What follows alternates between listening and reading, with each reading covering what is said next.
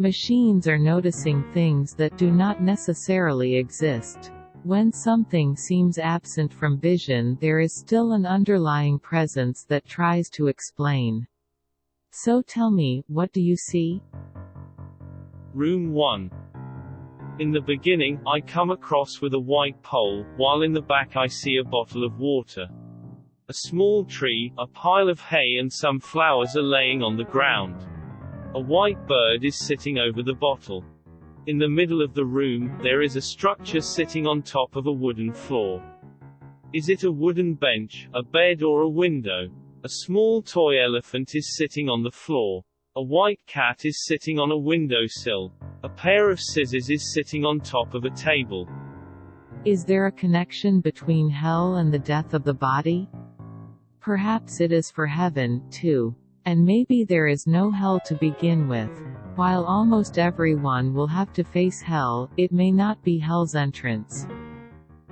Maybe the all-consuming dread of hell came as a negative reinforcement to overcome the naturally amplified hate and fear of death. A blue umbrella and a round clock are sitting on the windowsill.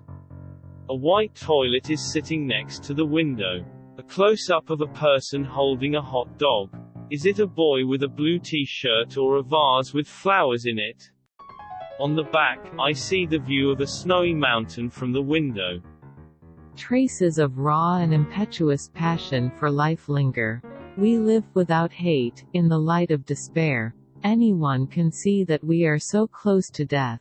The water is breaking, it flows in waves, as it has to do here, in this crisis. Stages of decline, rapid death are met. But we remember that life is here and we don't want it to disappear. We want to save it. But we will only see that which is there. All things will pass away, the starfish, the cicadas, the mountains, and the vastness of the universe. There is not enough time for each individual to grasp it. Room 2. In this room, I see a white chair, a white plastic container and a picture on the wall. The floor is white and the sky also. A close-up of a cake on a table. A white bird standing on top of a wooden table. If you read these words, then the first is quite obvious. But there is a deeper meaning to this work. This work is the catalyst. What does this work take away? That we are all beautiful as we come together. Room 3. Within the third room, there is a man wearing a suit and tie, or is she a woman standing in front of a vase filled with flowers? The wall behind him is white.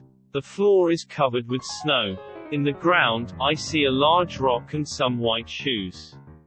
A black and white dog is standing on a skateboard. In the wall, there is a picture of a man who is wearing a hat. Cathy Wilkes is an artist who shares these kinds of tender moments through her art.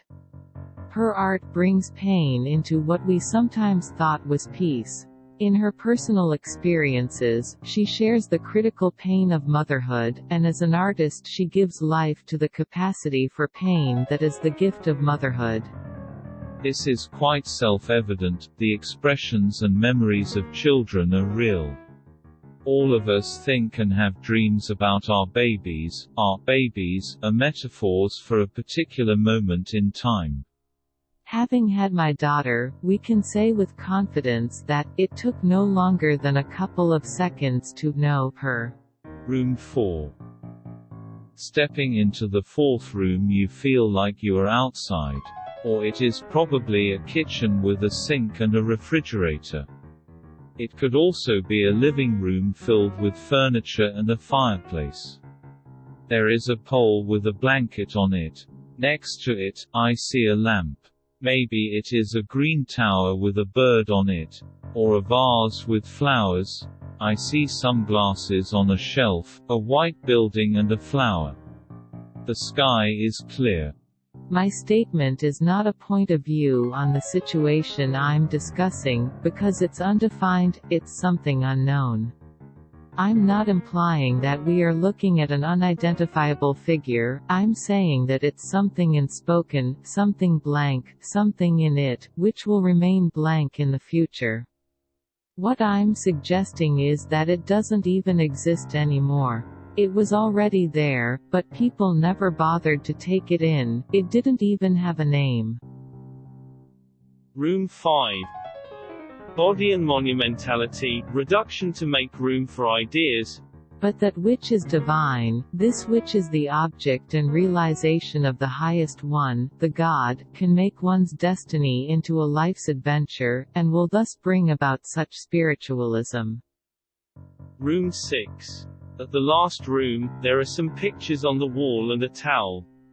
The view of a mountain range with a mountain in the background. Maybe, she is feeling drawn into a faraway place, a warm spring day with all the trees and flowers in full bloom.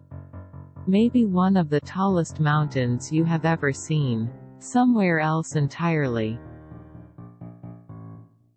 Absence.